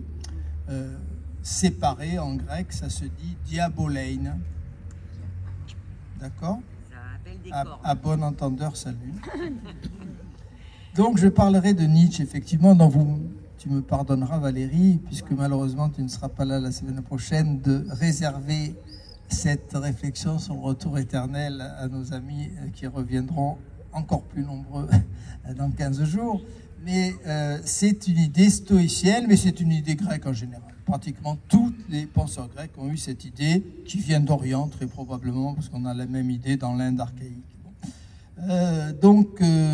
Je reparlerai évidemment abondamment de tout ça. Mais on va dire que chez les stoïciens, dans la physique stoïcienne, il y a un privilège du feu. Vous savez que tous les penseurs de la nature chez les Grecs ont raisonné à partir des éléments, les fameux 4 éléments que vous retrouvez en astrologie, la terre, l'eau, l'air et le feu. Il y a certains ont privilégié l'eau, comme Thalès, d'autres le feu, Héraclite et les stoïciens. Donc il y a un privilège du feu. C'est le feu c'est le logos spermatikos dont nous avons parlé tout à l'heure. Le feu, c'est ce qui met le monde en mouvement. Le feu, c'est ce que nous appellerons l'énergie aujourd'hui. Le feu, c'est l'énergie fondamentale du cosmos et aussi de l'individu et aussi du vivant. Et le temps est cyclique, c'est-à-dire le feu met en mouvement l'univers au début, entre guillemets, d'un cycle, d'un cycle parmi l'infinité des cycles, et à la fin de chaque cycle, tout retourne au feu. C'est le grand embrasement, l'ekpyrosis en grec, tout retourne au feu, l'univers s'embrase, et le feu, au terme de ce grand cycle, recrée à l'identique le même univers. On trouve chez Plutarque, encore lui, l'idée, il y aura à nouveau un Socrate, un Platon, tout reviendra à l'identique, et on verra évidemment dans 15 jours comment Nietzsche a repris cette idée stoïcienne, parce que Nietzsche était un grand fan, passez-moi l'expression, des stoïciens. Mais du coup, alors Philippe, ça veut dire que même dans cette mort, dans ce retour au feu primitif, on est encore plus liés, on est toujours liés les uns les autres. Totalement. C'est beau ce que tu nous dis là ce soir, parce que... Merci. Non mais c'est vrai, parce que souvent, je ne sais pas ce que vous en pensez, on appréhende le coaching comme quelque chose de très égoïste. Parfois on a même un peu honte de se dire je suis suivi, je consulte pour réussir au travail, réussir dans mes relations amoureuses, etc. Et c'est quelque chose qu'on fait seul ou qu'on pense parfois d'un point de vue individualiste. Et ce que j'aime beaucoup ce soir, et je trouve que c'est super que tu commences cette saison comme ça. Je suis bien frustrée, mais je sais qu'il y a des vidéos grâce à Brigitte, donc je pourrais regarder. Mais je trouve que ce qui est beau, c'est que tu commences par le lien, ce que tu viens de dire. C'est une philosophie du lien. Et que le bonheur et la liberté, on va les acquérir en renforçant ce lien, ou en tout cas en prenant conscience ou connaissance. Et non pas justement cet individualisme. Est-ce que tu pourrais nous faire une petite synthèse pour qu'on reparte avec notre petite valise de pharmacie stoïcienne? Tu viens de déclencher en moi une idée en parlant de séparation qui renforce le choix que j'ai fait de vous parler de Descartes après avoir parlé des stoïciens. Est-ce que vous savez comment Descartes définit la matière en latin, parce qu'on parle beaucoup latin encore? Partes extra partes. Des parties en dehors des parties. On est aux antipodes du lien, on est dans la séparation. Voilà ce qu'est le monde des parties en dehors d'autres parties, une juxtaposition de petites parties qui s'ignorent mutuellement et qui n'interagissent que par des chocs. C'est ce modèle physique qui s'est imposé à partir du XVIIe siècle et qui nous a fait tant de mal, je pense, aujourd'hui. Alors, pour conclure et avant de vous laisser la parole, parce qu'il est temps que j'arrête mon propos et je reprendrai bien sûr le micro pour répondre à vos interrogations. Un mot de conclusion, donc, je dirais qu'on est devant une école philosophique exceptionnelle, d'abord par sa durée, et puis qui est au fond l'une des plus riches. On a une logique remarquable, une logique des propositions. J'ai pas eu le temps d'en parler parce qu'on ne peut pas parler de tout. C'est pas du tout la logique d'Aristote. C'est une logique très, très 20e siècle, finalement, une logique propositionnelle. Si, alors, ou bien, comment j'articule les propositions les unes avec les autres. Bien. Et puis, donc, on a une physique, j'en ai un petit peu parlé, et puis on a une morale, on a peut-être insuffisamment parlé, mais on a donné quand même quelques éclairages. Donc, je dirais que le stoïcisme, pour moi, c'est une morale de l'union de l'homme avec la nature. C'est cette dimension écologique dont j'avais parlé déjà il y a 8 ans. Je vous renvoie à la vidéo. C'est une morale de la culture de soi au bon sens du terme, hein, l'individu, le vrai individu. Et au fond, j'avais donné le ton, hein, vous voyez, en musique, on donne le la. Et bien moi, j'avais donné le ton de tout mon parcours philosophique, puisque j'avais intitulé mon premier livre, il y a un peu plus de 30 ans maintenant, on ne rajeunit pas, l'individu éternel. Le vrai individu, je vous en parlerai dans 15 jours, c'est l'individu relié, c'est pas l'individu séparé. Et on se trompe complètement sur Nietzsche quand on croit qu'il est le philosophe de l'individu séparé. Il a horreur, comme les stoïciens qu'il admire, comme Spinoza, de cette idée de séparation. On est le nombril du monde, tout se passe en nous. Non, nous sommes reliés à la totalité de la vie, à la totalité de l'univers. Et puis le stoïcisme, c'est une morale de la fraternité. Alors je ne sais pas si c'est un gros mot aujourd'hui, mais on l'emploie quand même et il faut l'employer. Une morale de la fraternité planétaire. Nous sommes citoyens du monde, nous sommes citoyens, nous sommes unis sur une petite planète que nous devons préserver. On retrouve le lien entre la dimension écologique et la dimension morale. Et donc je termine par cette question, et vous en aurez beaucoup d'autres ensuite à me poser. Quelle autre philosophie peut nous offrir une morale aussi contemporaine? Un grand merci pour votre attention. Bravo pour ta générosité, ton hospitalité philosophique. Alors Valérie va circuler avec le micro, à vous de réagir, de compléter, de contester. Voilà. J'ai été, bien sûr, comme toujours, rapide sur des points importants. On ne peut pas faire autrement, vous l'avez compris. Cher monsieur, je vous écoute. Bonjour, merci beaucoup. Un fidèle de nos agoras. Oui, effectivement.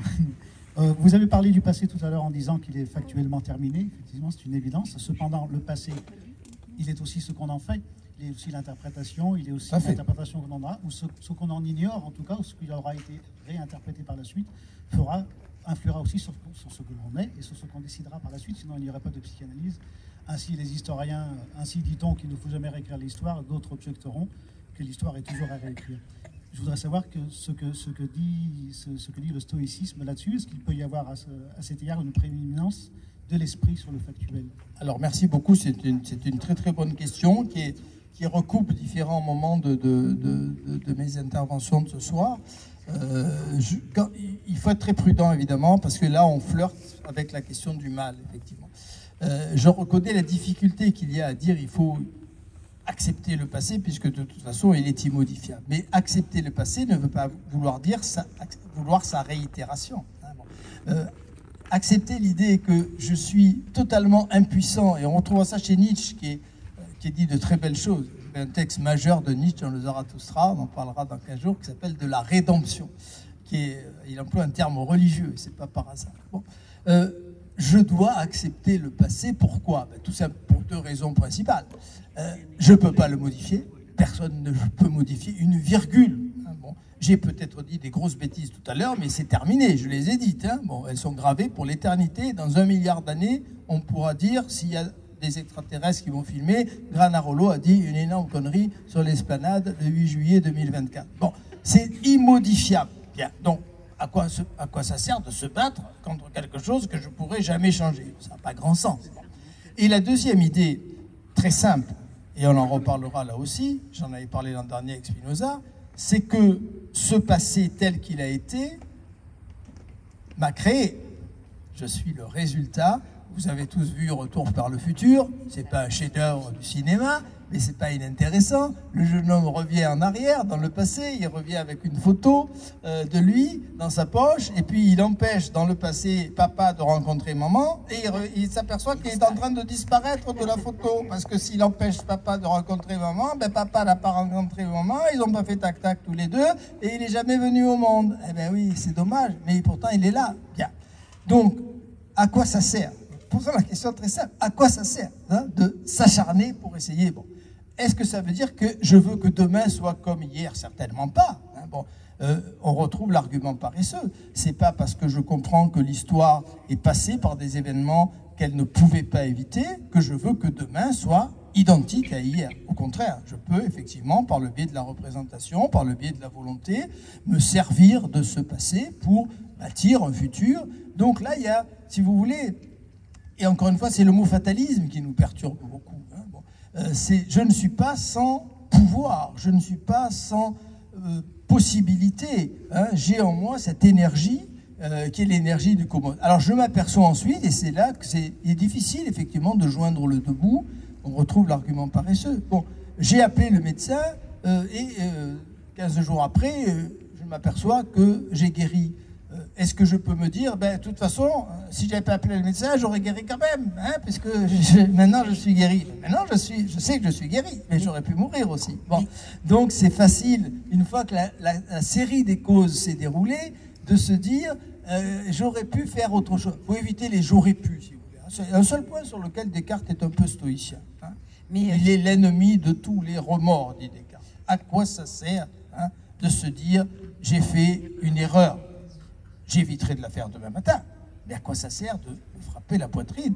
J'ai fait une erreur parce que j'ai les connaissances que j'avais à l'époque où j'ai pris ce chemin. Alors, j'ai une petite métaphore, moi, qui est une métaphore corse, parce que nul n'est parfait. Hein, je suis sur un petit chemin dans la plaine orientale et je suis invité à l'apéro chez un copain qui a une excellente charcuterie. Et j'arrive à une bifurcation. Il y a une petite route de montagne qui part sur la droite et il y a une petite route de montagne qui part sur la gauche. Et le FLNC a bombé les panneaux indicateurs. Je ne sais pas si je dois prendre la route de droite et je prends ou la route de gauche. Alors, il faut bien que j'en choisisse une. Je ne vais pas rester là jusqu'à la fin des temps. Hein. Bon, j'ai pas de portable. C'était avant les portables, ma petite histoire. Hein. N'allez pas m'embêter avec les portables. Hein. J'ai pas de portable. Bon.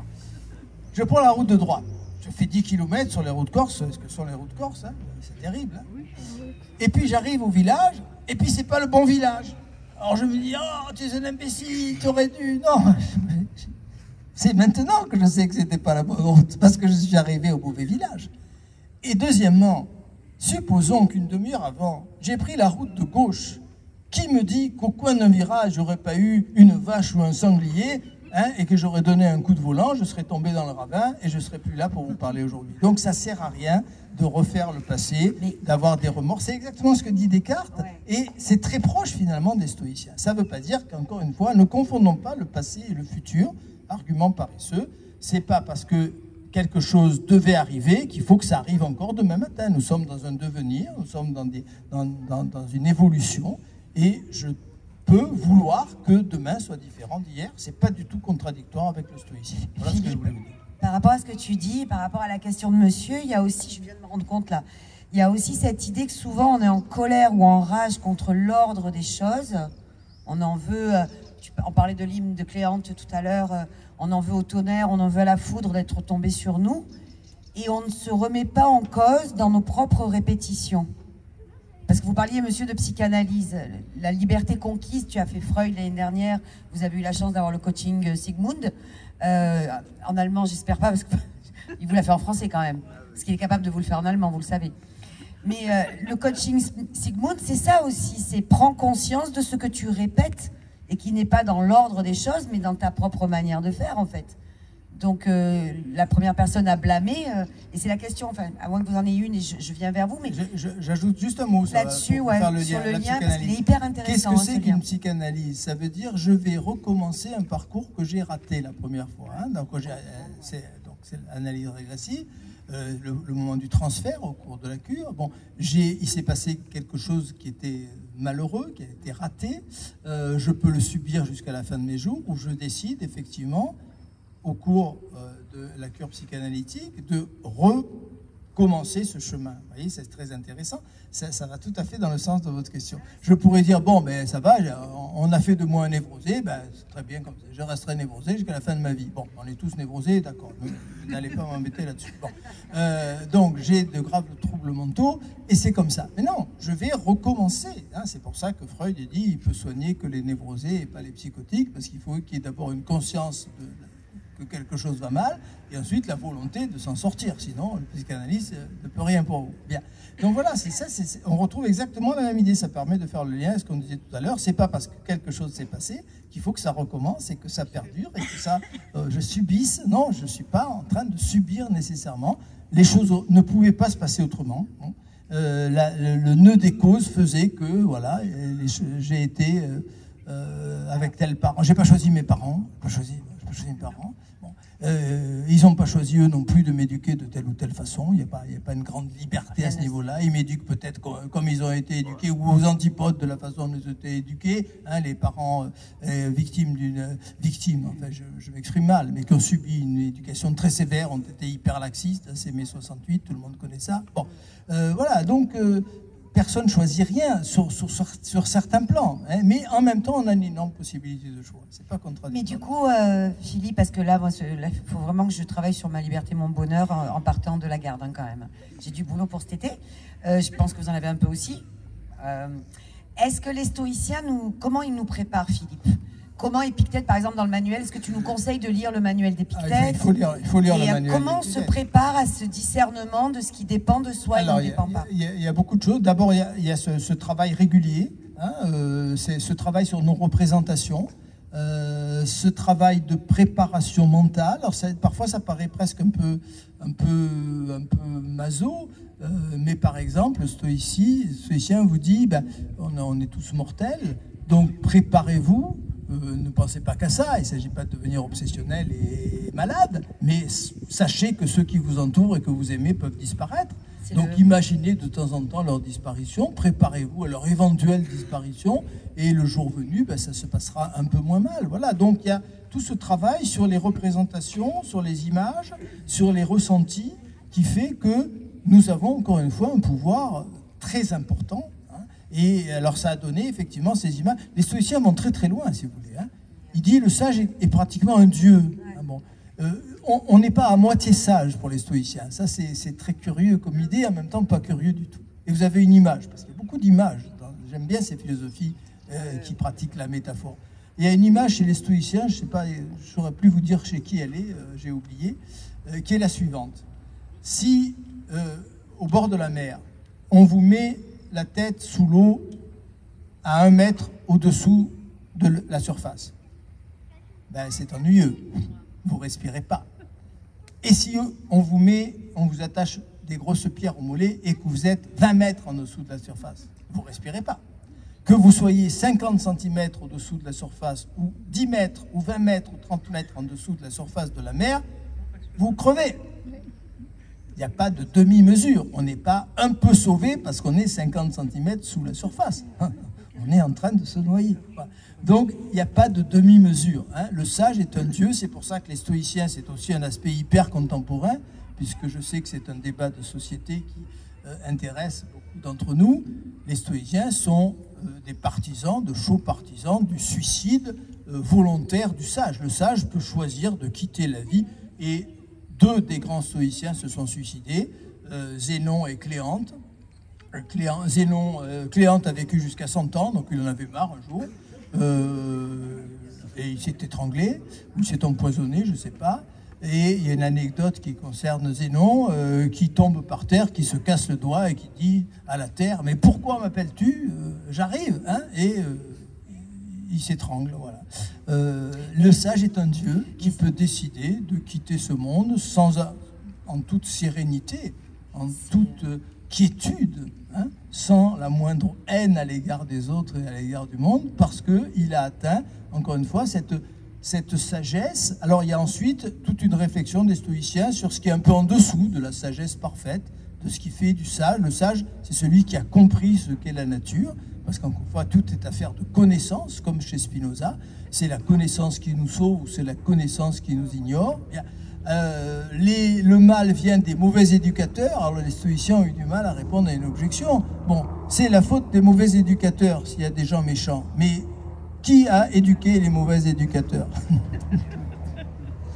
D'où vient qu'il y ait des mauvais éducateurs? Donc la question du mal, elle est quasiment impossible, mais elle n'est pas plus réglée dans les philosophies monothéistes, panthéistes, fatalistes, elle est réglée par personne. Bon, donc c'est pas une objection pour moi aux philosophies qu'on appelle les philosophies de la nécessité ou les fatalismes que de dire ils n'arrivent pas à régler la question du mal. Si vous connaissez quelqu'un qui a réglé la question du mal en philosophie, venez me voir tout à l'heure, je vous serai chaudement reconnaissant. Non, mais ce que tu disais, je vais vous laisser poser une question ou vous me dites. Hein. Mais ce que tu dis, Philippe, sur la mort, je vais vous la laisser. Je veux juste qu'il me précise quelque chose par rapport aux soins palliatifs. Je suis en train de penser à l'amour et la mort. En discutant avec le personnel des soins palliatifs à Marseille, ils m'ont fait remarquer quelque chose d'assez intéressant, c'est que souvent on considère la mort comme un échec de la médecine, comme si la médecine pouvait nous rendre éternels. Et bien souvent, cette remise en place des soins palliatifs, comme la remise en place de l'accompagnement à la naissance, c'est ça qui est beau aussi, il y a de belles choses dans notre société aujourd'hui. Il y a aussi cette façon de mieux accueillir les êtres au monde et de mieux les accompagner en partant. Mais il me disait justement exactement ce que tu dis par rapport aux stoïciens, c'est-à-dire à partir du moment où la nécessité est acceptée, ça libère d'une dépendance malheureuse qui fait on n'a pas le tout pouvoir sur l'autre. Et on apprend peut-être aussi à laisser être, ce que tu disais avec le suicide du sage, à laisser les choses être indépendamment d'un pouvoir supposé de soi, quoi. Je vous reparlerai de ce rapport à la mort avec Nietzsche, parce qu'il y a de très belles choses chez Nietzsche qui sont peu connues, peu citées, et vous allez voir que c'est très proche. Madame, je vous écoute. Oui, bonjour. Je n'ai pas du tout comprendre. Je n'ai pas du tout comprendre. Notamment sur un point qui m'interpelle, c'est la différence que vous faites entre ce qui dépend de nous et ce qui ne dépend pas de nous.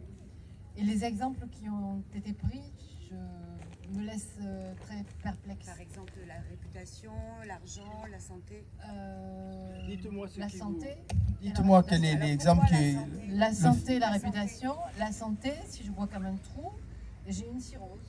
Oui, on peut avoir une cirrhose. Pas nécessairement. Non, mais je peux avoir une cirrhose. Quand je suis... La première fois où j'ai mis... Attendez, mais ce que je voulais dire, allez-y, c'est que je vais vous répondre. La répartition me semble très abrupte, alors que je verrais plutôt un milieu au milieu, et puis des faits dont je ne suis absolument pas responsable. Quelque part dans le monde, un avion d'école pour un Richard qui ne veut pas se déplacer en train, il va polluer la planète pour aller à un autre endroit, j'y suis pour rien. Là, c'est bon, j'y suis pour rien. Ma santé, j'y suis quand même un peu pour quelque chose. Ma réputation, j'y suis quand même pour quelque chose, même pas complètement, je suis d'accord, mais j'y suis quand même pour quelque chose. Moi, je mettrais bien un pot au milieu de trucs sur lesquels je peux quand même limiter les dégâts. Bon, alors je vous réponds. Non, mais c'est un... Merci de cette question, elle est très très importante. Donc, moi, je peux que vous renvoyer au manuel d'Épictète. Vous avez toutes les réponses là-dessus. Alors, deux remarques très rapides. Votre exemple médical de santé. La première fois où j'ai mis les pieds avec celle qui était ma première épouse dans le petit village corse du sud de la Corse, 2 jours après mon arrivée, j'ai assisté pour la première fois à un enterrement en Corse. C'était la tante de mon épouse qui venait de mourir d'une cirrhose du foie. Elle n'avait jamais bu un verre de vin et un verre de pastaga de toute sa vie, ce qui est exceptionnel en Corse, bien sûr. Bon. Donc, voilà. Mais est-ce que ça veut dire que je dois vivre n'importe comment? Bien sûr que non. Les stoïciens sont l'adepte d'une vie frugale. Je ne dois pas faire n'importe quoi. On est tout à fait d'accord. Mais, je sais pas, le cancer des enfants. Qu'est-ce qu'ils ont fait, les enfants, pour avoir un cancer? C'est monstrueux, le cancer des enfants. Bon, ça pose aussi la question du mal, bien entendu. Hein. Bon. Donc, de temps en temps, on voit autour de nous des gens, effectivement, on se dit, bah, il l'a bien cherché. Hein. Il n'avait qu'à pas abuser comme il a fait de certaines choses. Mais reconnaissons que notre santé nous échappe en partie. Notre corps, on n'a pas choisi notre corps. Bon. On peut en souffrir à certains moments. Hein. Bon. Moi, j'aurais aimé mesurer 1m90 comme Schwarzenegger. Vous êtes tous aperçus que je n'ai pas tout à fait atteint cette taille. Donc, voilà. Et la réputation. Là, vous savez, moi qui ai été élu modestement, petit élu à la garde pendant 20 ans, je peux vous dire qu'on ne peut pas grand-chose sur sa réputation. On ne peut pas grand-chose. Bon. Vous pouvez être une conduite exemplaire, et puis quand quelqu'un... C'est le problème de la rumeur. J'ai fait des cafés philo il y a très longtemps sur la rumeur.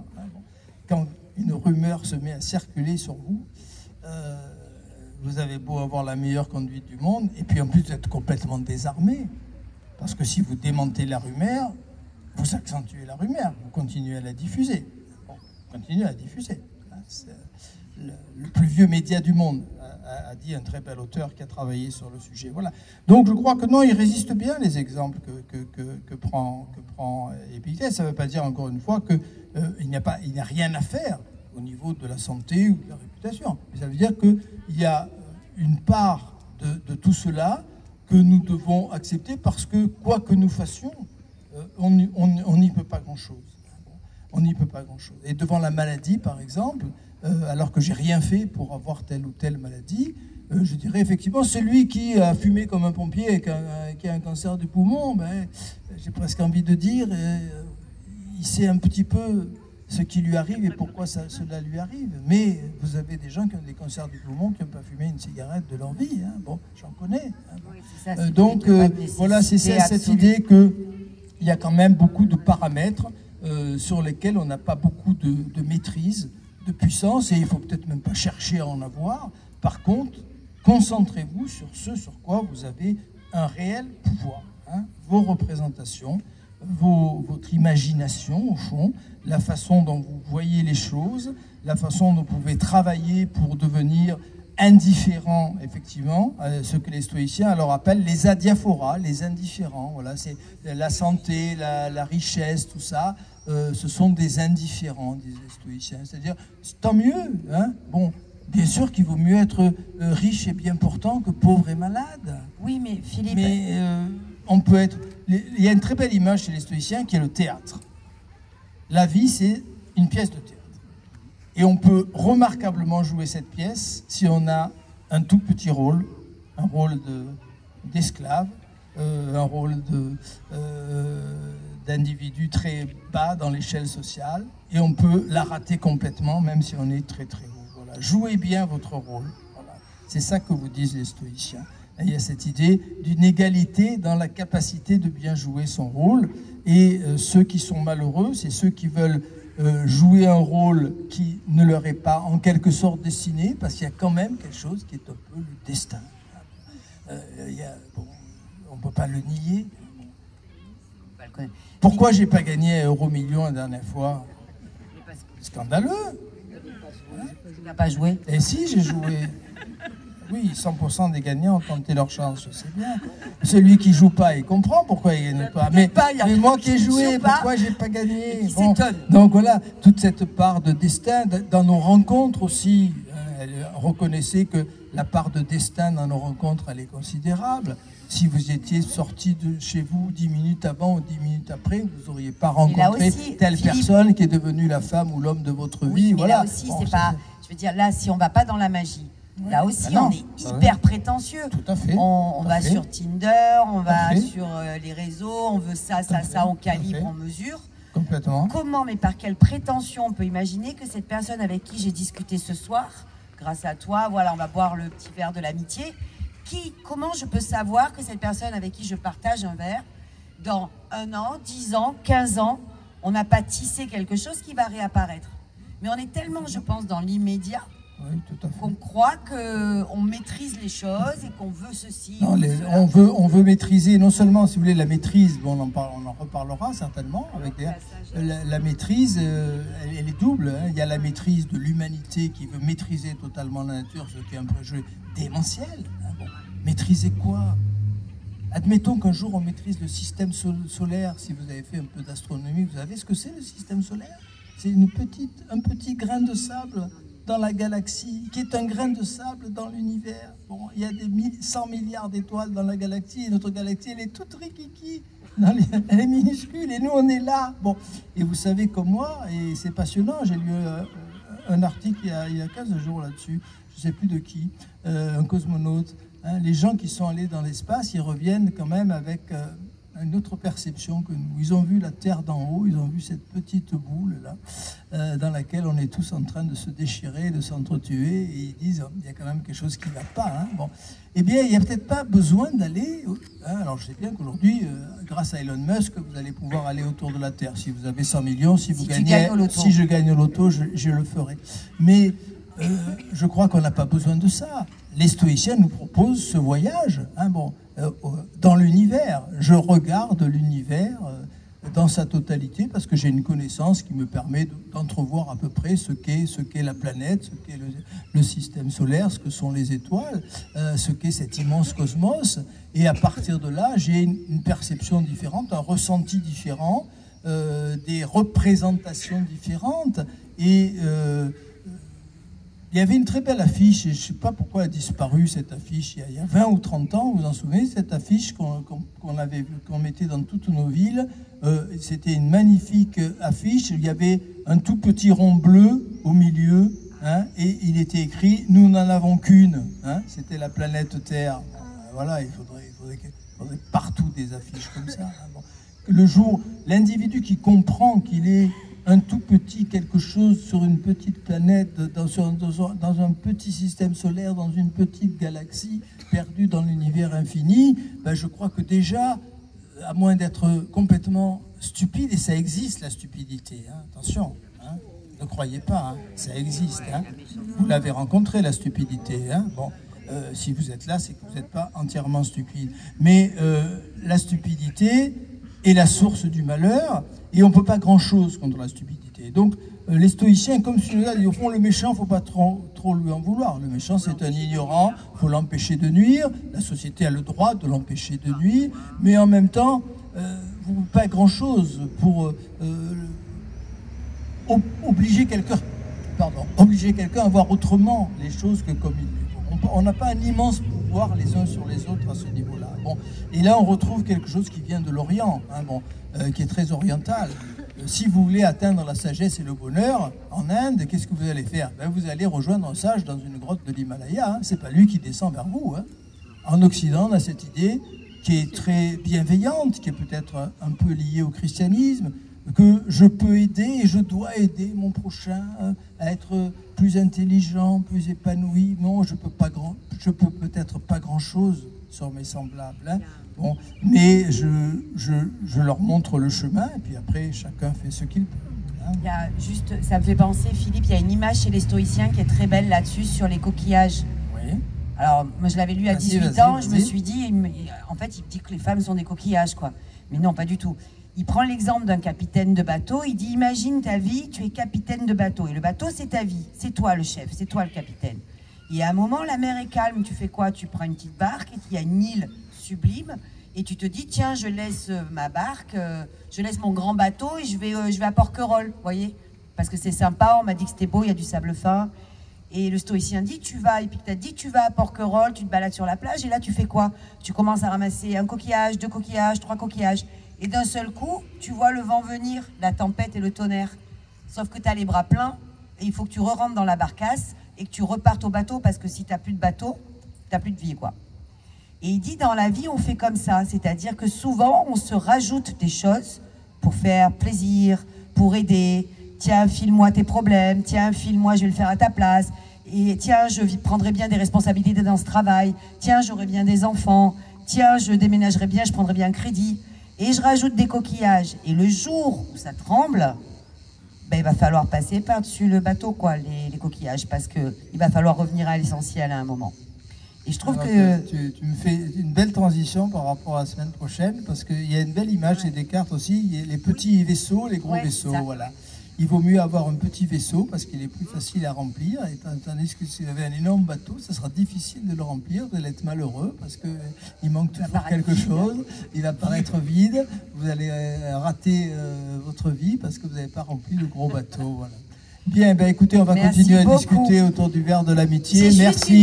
Merci de votre écoute, de votre patience, de vos questions, et au plaisir de vous retrouver avec des cartes la semaine prochaine.